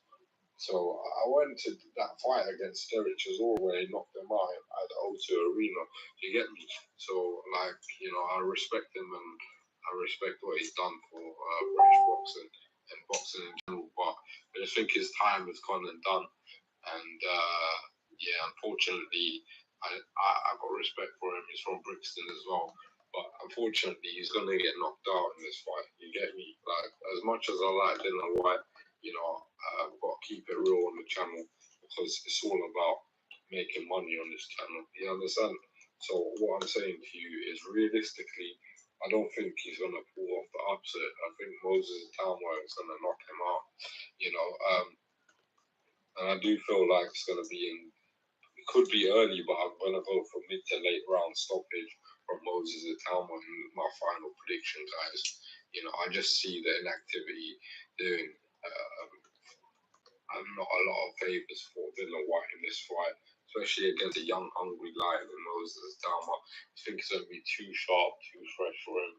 And that's just my opinion. You get me? Anything can happen. Let me know your thoughts, though. As always, make sure you like, comment, and subscribe. My final prediction, I'm going to go with Moses Itauma by knockout. But in terms of the bet, I'm going to go with... This is a tough one as well. I was thinking about it as well, but my bet on this fight will probably be the fight to go over 4.5 rounds because, you know, I just feel that experience slightly will help Dillian Whyte slowly keep him in the fight for a little bit longer than what is expected. That's what I feel is going to happen. But ultimately, I've got Moses Itauma winning this fight by knockout. Let me know your thoughts, guys. As always, make sure you like, comment, and subscribe. And as always, share the video. And I'll see you on the next one, guys. Zane's Every Boxing Usage. I'm out. Take care.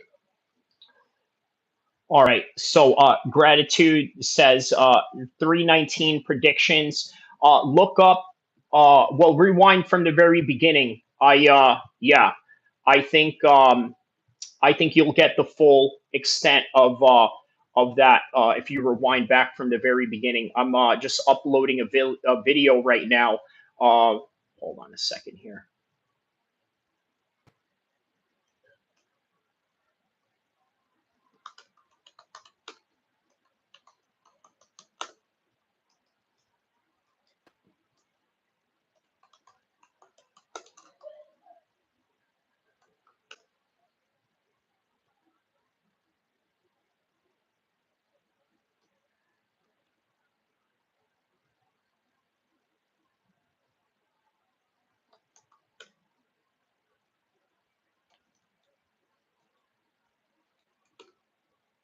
Okay.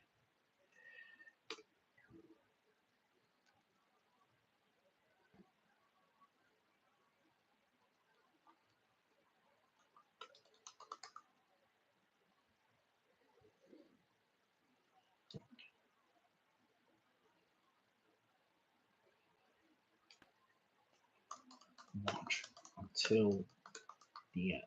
Okay. All right, here we go. Perfect. Now, let's see, what time are we going to release this one right here? We're going to release this in 5 minutes from now, to be exact. Monetization on.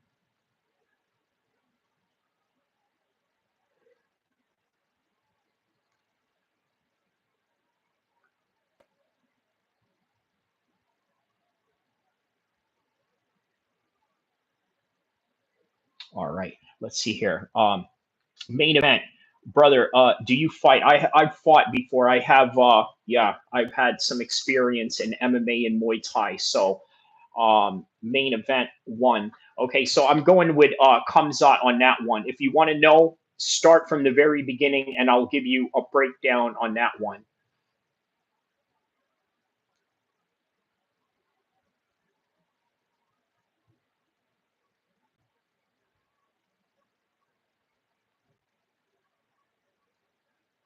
Okay, let's see here. All right, just were you jacked? Was I jacked? Sure. Let's see here. I'm just uploading this video right now. Let's see. Set as premiere. We're going to schedule this premiere. It is going to be released in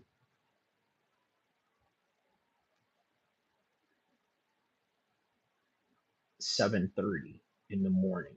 Here we go. 7:30 in the morning. Set as premiere. Here we go. All right. So Fresh Melendry says, what do you think about NFL players not using wireless headphones, but are okay with smashing their heads together in full force? Who doesn't use wireless headphones? Are there NFL players that have said that they don't use that? And if so, what exactly? Like, what is the what is the yeah, what's the haps on that if you don't mind sharing? Hmm.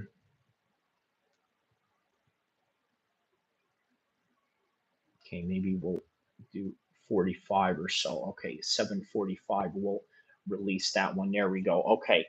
They use ear pods. So they don't like to use wireless headphones, but they use ear pods. Okay, so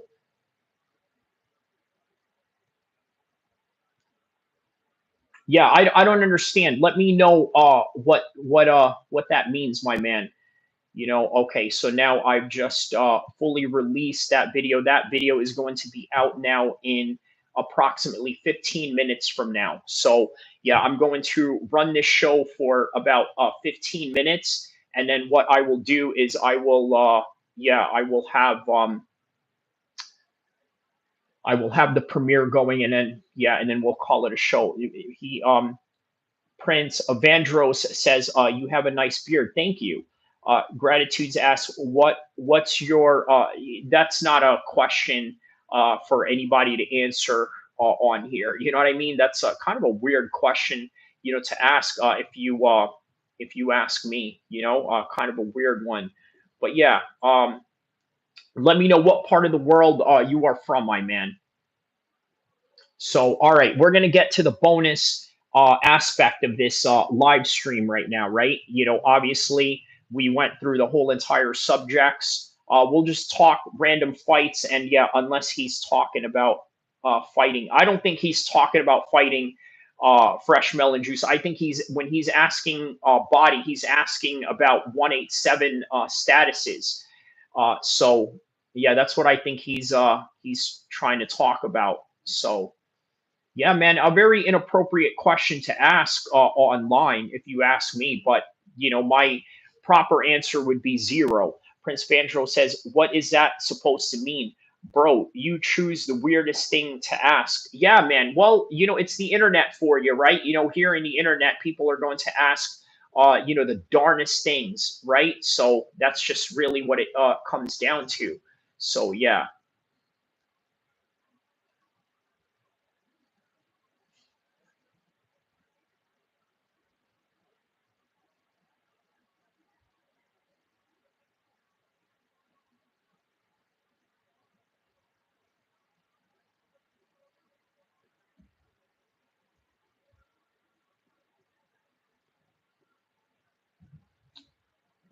There we go.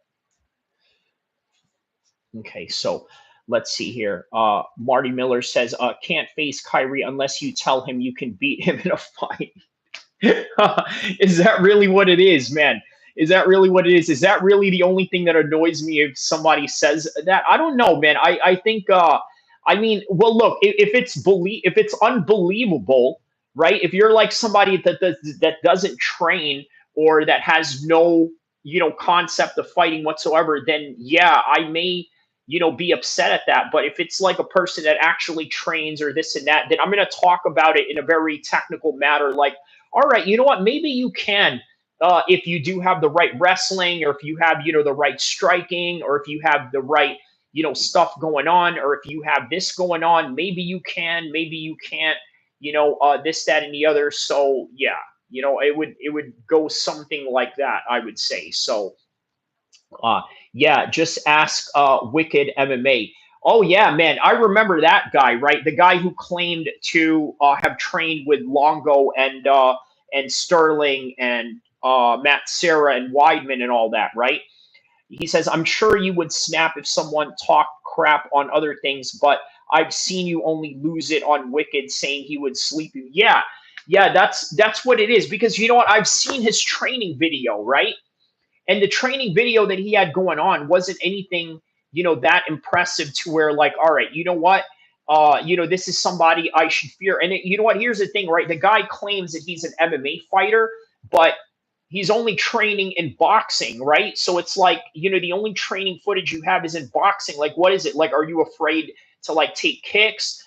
Are you uncomfortable in kicks? You have a bad looking kick that you just don't want to show the world? Or like, where is your takedowns? How is that looking like? You know what I mean? So yeah, all those types of things. So yeah, man. All right, so this video is going to premiere pretty soon.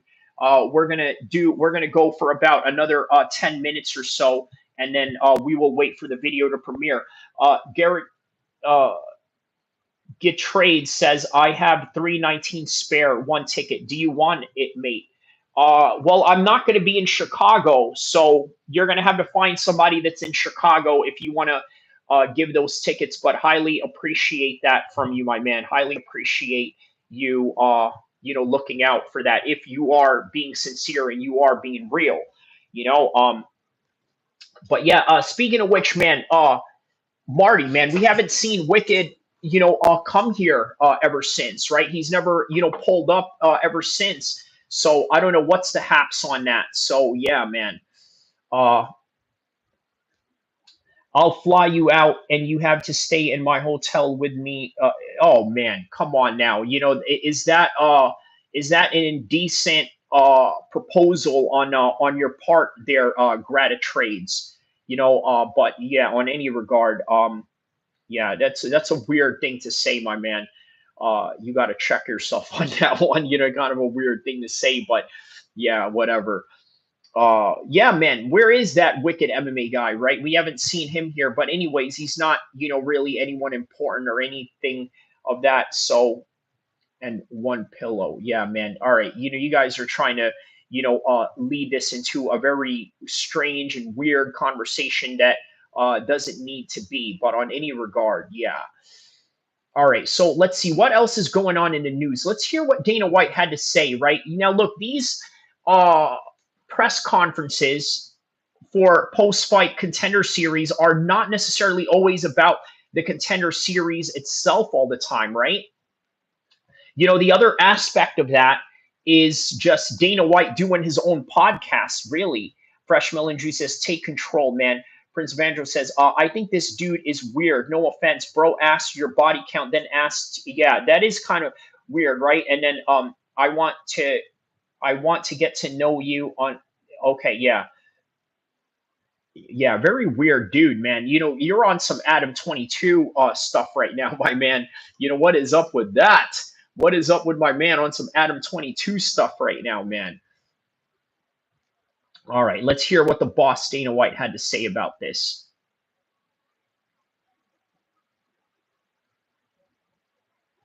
Were installed between J January of 2012 and December of 2024 that you made behaving stupid. Look at Kevin Holland. I didn't sign Kevin Holland, right? And then, I can't remember, a fight fell out, and we were in the matchmaking room, and I said, call Big Mouth and see if he'll take the fight. He took the fight, and the rest is history. I mean, he's one of the most beloved guys in the UFC, and he has made a shitload of money. A shitload of money. Me and Hunter were at the last Kevin Holland fight, and I said, look up how much money Kevin Holland's made. Kevin Holland has done very well. And I didn't pick him in the contender that night. And the way that whole thing played out, it's awesome. Okay. He said, oh, yeah, this guy is Brokeback Mountain guy. For real, those are Brokeback Mountain level comments. Bro is listening to too much Boy George. Oh, man. Yeah, boy. He said Boy George. It's a very rare thing in this day and age for things to get cheaper for fans, right? Now the UFC is going to be cheaper for UFC fans.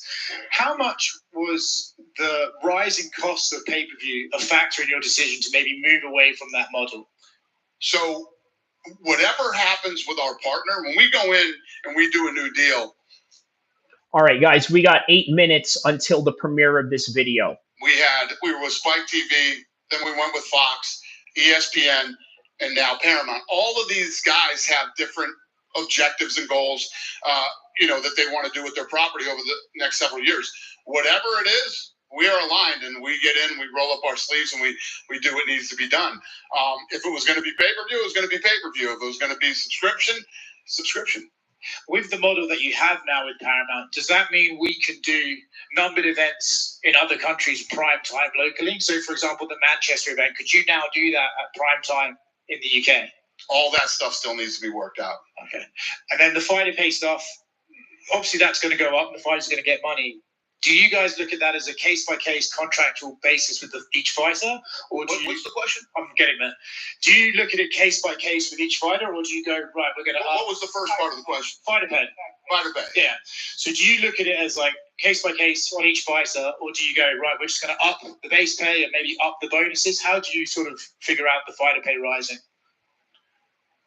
Yeah. Listen, I'm not going to have any comments on that yet because we still got to get together and figure this stuff out. It's August. We have till January to figure all that stuff. But, the low-hanging fruit that's easy to answer, bonuses are obviously going up. So, that'll be big. And there it is. That's why I wanted to emphasize right there, him saying that the bonuses were going to go up, right? So we shall see if they keep their word on that. Forget about the tide rising with all the other fighters. I mean, just the number that the bonuses bring to a fighter is, that's millions of dollars. Yeah. And obviously, you don't know who's on the card or anything like that, but this January event, let's say you get a title fight, a big fight. What's the ceiling for a massive title fight on CBS with the sport as it is now? How do you look at that event, and what do you think you could achieve being on CBS? Yeah, I think that, with the strategy that they have over at Paramount and what they're going to do with this company over the next, I go in 5-year increments. So over the next 5 years, there's a lot more to come. And like I said, these are really smart, aggressive guys. And those are the kind of guys that I love to be in business with. So over the next, we're planning right now. I was talking to them today to get together in September. Yeah, he says bonuses better go up. Right. So instead of man, listen, how about instead of a 50 Gs, what if they moved it up to 100 Gs, right? I mean, would that be too much to ask for? Or is that, an appropriate number considering what is happening to their new changes of, TV deals, right? But again, the pay-per-view model, I think, is a factor. And by the way, Dana White has also mentioned here that the pay-per-view model is not going anywhere for certain fights, certainly not for boxing. Charades says, how about instead of 50 Gs, they offer 50 guys? No, it should definitely be 100. Yeah, another weird comment by Tirades. But you know what? I'm not going to erase that because I do allow freedom of speech here, but only to a certain limit to where it doesn't, violate any rules or anything like that. So, yeah, type away as your heart desires. Start getting all the teams together and start working on the game plan. Yeah, pay-per-view sales were way down, and the reason for that is obviously predicated on the piracy that is going on out there, which is, something that you can't underestimate for sure. So, yeah. Okay. For January. Dana, going on just on the Paramount and the numbers, for people that don't really know what that means, when we're talking about big tentpole events, how many viewers can we expect to be? Savachi Financial says Dana Whyte, a small hat. While he certainly works for them, Marty Miller says they were $80 and cards were diluted. Yeah, man, they expected people to pay something out of a model that was very old. And not only that, man, with the amount of cards that we have today, the oversaturation, I mean, it's very difficult for people to pay $80 consistently, especially when back in the days pay-per-views were a lot cheaper. He has to bend to the knee to them now. Sabachi Financial says it costs too much to be a UFC fan. It costs too much to be a UFC fan if you're not internet savvy. Okay? That's what it is. I need you guys to understand that. It costs too much to be a UFC fan if you are not internet savvy. By the way, guys, a little housekeeping notes, right? In 4 minutes, this video right here is going to premiere. This is the video that I have out for you guys. 185 division, the most stacked of all time. And we're also going to talk about fighter pay in this particular video right here. Gatorade says UFC is slacking. They need a fight announcement, press conferences. They need their fighters doing a 3-year minimum. Face-to-faces, press conference are now GAY. GAY as your comments that you made earlier. But yes, Marty Miller says, how much are we getting paid for being in the video? Man, listen, you want to know what's funny about that, bro? I'm not even in that video, okay? There's no, I'm other than the voice, right? I'm literally not in the video for that one, right? It's just all visuals with me talking. So only if you're a casual. Sabachi Financial, there's going to be a lot of casuals now. Gutierrez says, you're woke. Why you not saying GAY? Let's just say I'm not trying to, upset the algorithm. Savachi Financial says, you look Chechnyan, LOL. Yeah, I get that a lot, right? Because of the beard and all of that. So, but hey, I figured, you know what? It's a great marketing strategy if you think about it, right? What MMA streamer out there has a beard that looks like they're of, the Chechyans? Look, think about this, right? The Chechyans, Dagestanis, and most Muslim fighters in MMA today are dominant, but there is no dominant MMA streamer, right? There is no MMA guru Muslim version, right? Or, MMA Joey? Yes, okay, MMA Joey is sort of the voice for the Muslim fighters, but he's not Muslim, right? But he is up there, right? He does stand up for a lot of the Muslim fighters. So, I give him that. I definitely give him that because he definitely does, put it on for the Muslim guys, and he does defend us. I mean, look, brother Joey, Savachi Financial says, Joey went after Dean Thomas and called him anti-Muslim. Now, look, man, that's crazy to say, man, because you know what?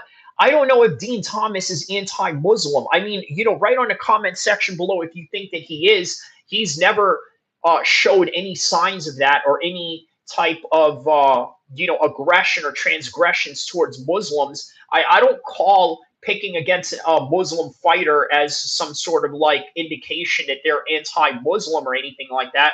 But that's MMA Joey for you. He sort of tries and creates a narrative. By the way, guys, my video is about to start soon. It is about to premiere.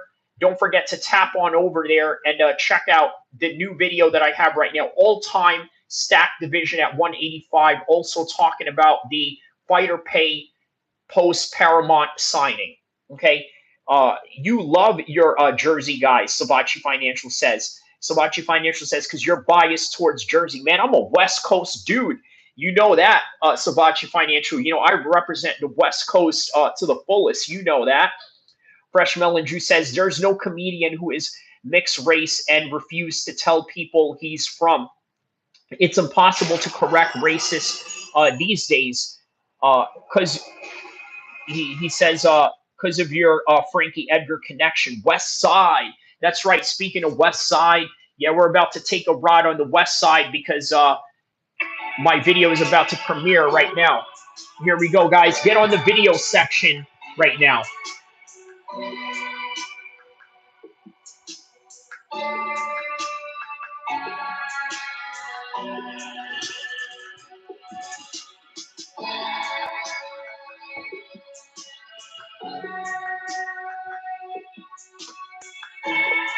All right, so a little under a minute right now. Chicago, that's right, where the fights are taking place this weekend. In Chicago, we vote. It's a little inside, joke we got going on with that one. So yeah, guys, head on over to the video section right now. Is Obama going to be there? No. You know what? Obama's never been to an MMA fight. He has been to a lot of basketball events, though, but go figure, Obama in basketball events. Who would have guessed? Fresh Melon Juice says, gang-ish. You heard? Kadyrov would have been there. You know what, man?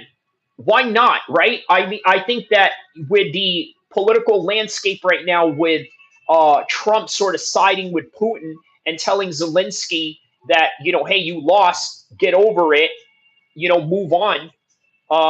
There is a good chance Kadyrov could probably show up at the White House if one of his fighters are fighting in that card. So imagine that. That would be a really interesting case, right? You'd see Kadyrov and and Trump sort of shaking hands together, right? Like clapping hands like this, like two homies or something. Fresh Melon Juice says Obama was a bench warmer in Hawaii. LOL. The last black man on earth. All right, and with that in mind, guys, my video is starting right now. Go over to my video. Don't forget to hit the like button, hit the subscribe button, and I will see you guys in the next one, inshallah. Check out my video now. Go to my video section right now.